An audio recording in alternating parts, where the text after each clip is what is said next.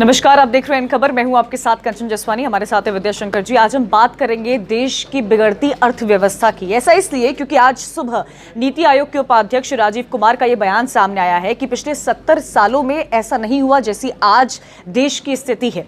उसके बाद आपने देखा होगा कि शाम में 5:15 पर वित्त मंत्री निर्मला सीतारमण की प्रेस कॉन्फ्रेंस हुई। कई बड़े ऐलान किए गए। ये भी उसमें कहा गया कि पूरे विश्व भर में मंदी, आर्थिक मंदी है, भारत की स्थिति बेहतर है। सर, अगर क्रोनोलॉजी वाइज समझा जाए यहाँ पर कि देखिए, आपने पिछले दिन देखा होगा ऑटो सेक्टर, ऑटोमोबाइल सेक्टर सुर्खियों में रहा है। हुंडई के जो ग्रोथ है वो रुक रही है, जो डिलीवरी है वो खत्म हो रही है, टाटा की डिलीवरी खत्म हो रही है। पार्ले जी का भी बयान आया कि 10,000 एम्प्लॉयज को निकाल सकती है क्योंकि जीएसटी की वजह से उनका कारोबार ठप हो गया। उस पार्ले जी की बात कर रहे हैं जो एक समय पूरे एशिया में नंबर 1 पर जिसकी बिक्री होती थी। तो देश के ऐसे आर्थिक हालात क्यों हो रहे हैं? एक तरफ तो जब पहला बजट निर्मला सीतारमण बतौर वित्त मंत्री पेश किया था तो उन्होंने बोला था कि हम $5 ट्रिलियन इकोनॉमी की तरफ हम प्रोसेस करेंगे। आपने देखा होगा कि फ्रांस में जब पेरिस में प्रधानमंत्री पहुंचे उन्होंने भी इस बात का जिक्र किया। पर कहाँ है $5 ट्रिलियन की इकोनॉमी? देखिए, $5 ट्रिलियन की इकोनॉमी के जो उन्होंने टारगेट फिक्स किया था वो जो 2024 तक के आसपास की बात उन्होंने कही थी। अभी $2.89 ट्रिलियन की अपनी इकोनॉमी है। अब हम फिर 7वें नंबर पे आ गए हैं, वैसे 5वें नंबर पे पहुंच गए थे। जो इस समय इकोनॉमी है वो ग्लोबल इकोनॉमी है और कह सकते हैं कि we are part of the global economy. तो इसका क्या असर होता है? जैसे ग्लोबली कोई भी चीज़ होती है उसका असर हम पे पड़ने लगता है। तो निर्मला सीतारमण ने जो कुछ चीज़ें आज गिनाई उसमें ये बात भी गिनाई कि अमेरिका और चाइना के बीच में जो ट्रेड वॉर है, और जो जर्मनी का उदाहरण दिया उन्होंने, अमेरिका का उदाहरण दिया और पूरे दुनिया का उदाहरण दिया कि 3.2 से लेकर के 3.4% तक उनकी अर्थव्यवस्था की रफ्तार है, जो वृद्धि दर है उसके मुकाबले हमारी बहुत अच्छी है। पर क्या इस ट्रेड वॉर की वजह से रुपए घटता जा रहा है, पेट्रोल के प्राइसेस बढ़ते जा रहे हैं? ये रीजन नहीं दिया जा सकता है विद्या जी, जो मंत्रालय की तरफ से दिया जा रहा है? मैं बता रहा हूँ कि भारत कहाँ प्रभावित हो रहा है। तो एक तो हम उससे प्रभावित होते हैं, मान के चलिए कि ट्रेड वॉर से भारत भी प्रभावित है। दूसरी बात का क्या है कि भारत की इकोनॉमी में भी जब आप बहुत ज़्यादा किसी चीज़ को लेकर के सख्त हो जाएंगे, जैसे आपने क्या किया, डिमोनेटाइजेशन किया, क्या किया, आनंद फानंद में जीएसटी लागू किया। दोनों कदम को अच्छा बताया गया लेकिन तरीका गलत बताया गया। जो इकोनॉमिस्ट मतलब वही मेरा कहने का मतलब ये है कि सरकार की मंशा पर सवाल नहीं खड़े किए जा रहे, पर जो प्रोसेस उसको फॉलो करता है उस पर सवाल खड़े किए जा रहे हैं। आपको याद होगा जब 2017 में जीएसटी लागू किया गया था तो रात के 12 बजे संसद भवन में तमाम मंत्री लोग पहुंचे थे और विपक्ष वहां पर नहीं मौजूद था। पर जिस तरह से इसको सेलिब्रेट किया गया था, लगा था कि कोई रिफॉर्म आने वाला है, पर ऐसा हुआ नहीं। ऐसी कोई रिपोर्ट शंकर जी मैंने कहीं नहीं देखी है जहां पर इस बात का जिक्र होता है कि डीमोनेटाइजेशन और जीएसटी से देश की अर्थव्यवस्था में वृद्धि हुई है। इनफैक्ट मैं ये देख रही हूँ, एनएसएसओ की रिपोर्ट आई कि पिछले 42 साल में सबसे ज्यादा देश में बेरोजगारी अब देखने को मिल रही है, जो कि सरकार ने पिछले टेन्योर में खारिज किया था। जब इस बार दोबारा सत्ता में आई है तो उसको सरकार की तरफ से मंजूरी मिल गई है। एनएसएसओ के अधिकारी रिजाइन करते जा रहे हैं। आरबीआई में जो देखने को मिला था वो भी पहले कभी नहीं देखने को मिला। तो इतने सारी चीजें एक के बाद एक होती जा रही है, सरकार की तरफ से कोई एक्शन क्यों नहीं लिया जा रहा है? नौकरी, आप आरक्षण की बात करते हैं, आरक्षण देंगे तो फायदा क्या जब नौकरी ही नहीं है? तो मैं दूसरी बात आपके इस सवाल का भी जवाब दूंगा। राजीव कुमार की बात पे आ रहा था। राजीव कुमार ने जो बात कही वही डीमोनेटाइजेशन और जीएसटी से जोड़ करके कही कि जो प्राइवेट सेक्टर हैं वो जो आपस में पैसे का लेन देन करते थे वो नहीं हो रहा, वो पैसे पे बैठ गए हैं। ठीक है, तो उसके पीछे कारण क्या है कि विश्वास नहीं रहा कि हमारा पैसा सुरक्षित रहेगा। तो इधर जो सरकार बहुत ज़्यादा सख्त हो गई थी, चाहे इनकम टैक्स हो चाहे ईडी हो, जो सख्त हो गई उसका असर साफ साफ दिख रहा है। रोज छापेमारी की आपको खबरें सुनने को मिलती है। आप छापेमारी कीजिए तो इससे जो अब किसी भी इकोनॉमी की वृद्धि के लिए जरूरी है विश्वास, वो विश्वास नहीं था, लिहाजा वो सेंसेक्स डाउन जा रहा था, रुपए गोते लगा रहा था। अब मैं आपके बात पे आ रहा हूँ कि बेरोजगारी दर मोदी सरकार के पहले टेन्योर में भी बढ़ी थी और इस टेन्योर में भी। अभी तो 75 दिन ही हो रहे हैं, इसलिए कुछ कहना ठीक नहीं होगा, तो देखना होगा कि अगले 2-4 महीने में। लेकिन जो लक्षण है वो लक्षण ठीक नहीं लग रहे हैं। आपने 5 जुलाई को जब दोबारा बजट पेश किया था तो सपने दिखाए थे और बहुत सारी बातें कही थी। उसमें से आज उन्होंने कैपिटल गेन पे और एफपीआई पे वो सरचार्ज वापस ले लिया है। तो सरकार भी अपने तरफ से कदम उठाने की कोशिश कर रही है। लेकिन हाँ, ये बात तो है कि बेरोजगारी है, सुस्ती है अर्थव्यवस्था में, औरों के मुकाबले बेशक कम हो लेकिन सुस्ती है। और समय रहते यदि आप चेत गए, 2008 में आपको याद दिलाना चाहूँगा, जहाँ लेहमन ब्रदर्स से शुरू हुआ था वो मंदी का दौर, कि 10 या 11 साल बाद वो फिर जो है चक्र आ रहा है। तो यदि समय रहते आप चेत गए तब तो आप संभाल ले जाएंगे, लेकिन यदि आप नहीं चेते तो फिर दिक्कत होगी। सरकार की नीति और नियत में फर्क दिख रहा है आपको?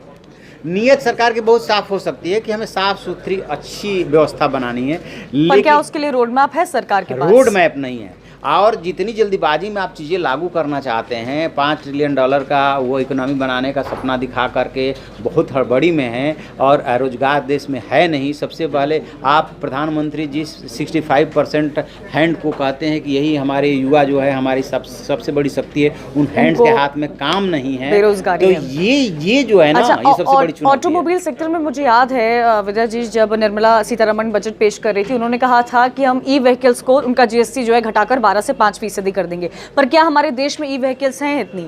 जो करंट व्हीकल्स हैं उनके हालात देखिए, उन पर कोई एक्शन नहीं हो रहा है। वो भी सुन लीजिए। उसके बाद से जो इनका सबसे बड़ा ऑटोमोबाइल सेक्टर का संस्था है, वो सियाम बोलते हैं उसको, उसका बयान आया था कि अभी तो आप जो है हमने 70,000 करोड़ रुपया इसमें इन्वेस्ट किया था, किसमें 4th से 5th वर्जन में जाने के लिए, और अभी आपने कह दिया कि हम ई व्हीकल्स पे जा रहे हैं। दीदी पहले ही ये बात कह दी गई होती तो फिर हम 70,000 करोड़ रुपये फिर कहाँ से लाएंगे? यदि मान लीजिए कि ई व्हीकल्स के लिए 1 लाख करोड़ रुपये हमें इंडस्ट्री में लगाने की जरूरत है, फिर हम कहाँ से लाएंगे? तो इसका उन लोगों ने कहा था कि जो आप टेन्योर फिक्स कर रहे हो कि इसे 2030 तक या 2022 तक हम ऐसे करने जा रहे हैं, इसको आगे बढ़ाइए, आगे लेकर चलिए। तो ये इन्होंने वो जो अभी आपने सवाल उठाया ना, नीति आपकी बहुत अच्छी हो सकती है, लेकिन रोड मैप आपके पास है क्या? आपने क्या इस बात को सोचा कि अभी जो है इसके लिए हमने सियाम हम प्रिपेयर्ड हैं? हाँ, ठीक है। एक और सवाल यहाँ पर यह आता है कि नीति आयोग एक थिंक टैंक गठित किया गया था 1 जनवरी 2015 को, और इसकी हर तरफ वाहवाही भी हुई थी। पर अगर नीति आयोग के उपाध्यक्ष का इतना बड़ा बयान आना कि क्योंकि आज़ादी को 73 साल इस बार लगा, 72 साल हम देख चुके हैं, कितने रिफॉर्म्स हुए वो सब भी हमने देखे, उनकी तरफ से ये बयान आना क्या दर्शाता है? ये साफ साफ क्या नहीं दर्शा रहा है कि देश में आर्थिक व्यवस्था किस हालात पर है? यदि राजीव कुमार अपने बयान से पलटे नहीं होते, क्योंकि हर सरकारी स्टेटमेंट के साथ यही दिक्कत होती है, जैसे ही दबाव बनता है वो कह देते हैं कि मीडिया ने गलत समझा, मीडिया ने गलत। तो उन्होंने बहुत बड़ी बात कहा थी कि 70 साल में ऐसी कभी स्थिति नहीं रही जब पैसे का फ्लो नहीं है, लिक्विडिटी नहीं है, और जो है लोग अपने पैसों पर प्राइवेट सेक्टर के लिए बोला कि वो बैठ गए हैं। बहुत बड़ी बात कही थी। अच्छा, सरकार की जो फ्लैगशिप योजना है मुद्रा योजना, उसमें तो सरकार कहती है कि हम बहुत कुछ कर रहे हैं, पर जब आप बैंक पहुंचेंगे तो ऐसे हालात नहीं होते हैं। वो भी इतनी एम्प्लॉयमेंट नहीं प्रोवाइड करा पाई, उसको लोन लेने में ही इंसान को बहुत मशक्कत करनी पड़ती है। मुद्रा हो, स्टार्टअप हो, और डिजिटल इंडिया, जितनी मेक इन इंडिया, इन सब के डॉक्यूमेंट्स कहाँ हैं? आपको मैं बताऊं, जब ये शुरू कर रहे थे मोदी जी, तब भी ये बात आई थी। उसके कुछ महीने बाद ही ये रिपोर्ट छपी है कि मुद्रा लोन में भी बहुत ज़्यादा डिफाल्टर हो रहे हैं, और जिस हिसाब से रोजगार जनरेट होना चाहिए था वो रोजगार जनरेट नहीं हुआ। तो कह सकती हैं कि जो सरकार ने सोच करके योजनाएं लॉन्च की थी, उस रेशियो में उनको सक्सेस नहीं मिल रहा है। इस पे मंथन करने की एमएसएमई सेक्टर है जिसका जिक्र आज निर्मला सीतारमण ने भी किया, पर क्या आपको ऐसा नहीं लगता है विद्या जी कि एमएसएमई सेक्टर जिससे बहुत सारी नौकरी मिल सकती है लोगों को, जिससे ऑफ कोर्स रेवेन्यू भी बहुत जनरेट हो सकता है, उस पर सरकार फोकस नहीं कर पा रही है? उस पे सरकार को रियायत देने की जरूरत है। जो रियायत देने की जरूरत है, और जितनी रियायत की जरूरत है उतनी रियायत सरकार नहीं दे पा रही। एमएसएमई रटने से तो नहीं हो जाएगा, उसको जमीन पे उतारना होगा। मुझे अच्छी तरह से याद है कि कानपुर को उत्तर प्रदेश का मैनचेस्टर कहा जाता था, गाजियाबाद और फरीदाबाद सबसे बड़े इंडस्ट्रियल एरिया हुआ करते थे। आज इनकी स्थिति जाकर के देखिए तो फैक्ट्रियां कॉलोनियों में बदल गई हैं। हाँ, नहीं, अब सरकार के पास क्या विकल्प है? आपको क्या लगता है कि इंडस्ट्री में क्या ऐसा रिफॉर्म होना चाहिए कि देश में अर्थव्यवस्था तेजी से बढ़े, लोगों को नौकरी मिले? क्योंकि नौकरी एक वो मुद्दा है जिसको लेकर मोदी सरकार दोबारा सत्ता में वापस आई है। पहले आपको याद होगा जब 2014 में भी कैंपेनिंग की जा रही थी तो भी बोला गया था कि हम भ्रष्टाचार हटाएंगे, तो नीरव मोदी, मेहुल चौकसी, माल्या कहाँ पर है? वो सब नहीं दिखते हैं। वो पैसा लेकर चले जाते हैं, बाकी जो आम लोग के ऊपर कोई प्रॉब्लम होती है तो ईडी पहुंच जाती है छापा मारने के लिए। मैं सिर्फ ये कहना चाहता हूं कि किसी भी अर्थव्यवस्था को गति देने के लिए ईमानदार और पारदर्शी व्यवस्था होना जरूरी है, लेकिन ईमानदारी का मतलब ये कतई नहीं कि इतना स्ट्रिक्ट हो जाइए कि लोग डरने लगे। अभी क्या हुआ है कि यही हुआ कि इतने ज़्यादा छापे और नोटिस की कार्रवाई हो गई है कि लोग जो है टैक्स पेयर्स जो है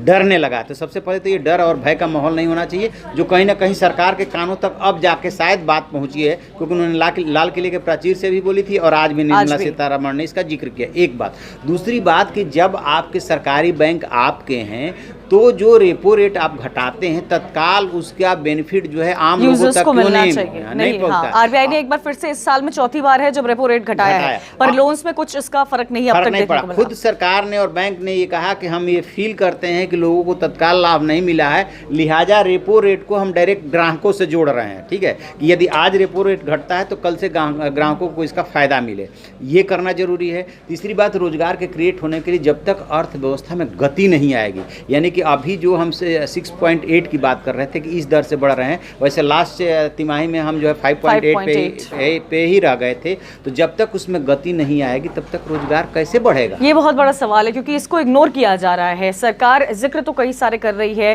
प्रेस कॉन्फ्रेंस कई बार की जा रही है, नीति आयोग के उपाध्यक्ष कुछ कहते हैं, वित्त मंत्री कुछ कहती है, लेकिन देखना होगा और समझना होगा कि आज जो प्रेस कॉन्फ्रेंस वित्त मंत्री निर्मला सीतारमण ने की है उससे क्या लोगों में विश्वास बढ़ेगा, क्या सरकार की नीयत और नीति एक ही दिशा में जाएगी। ज्यादा जानकारी के लिए आप देखते रहिए इन खबर। इन खबर चैनल को सब्सक्राइब करें और बेल आइकन दबाना ना भूलें।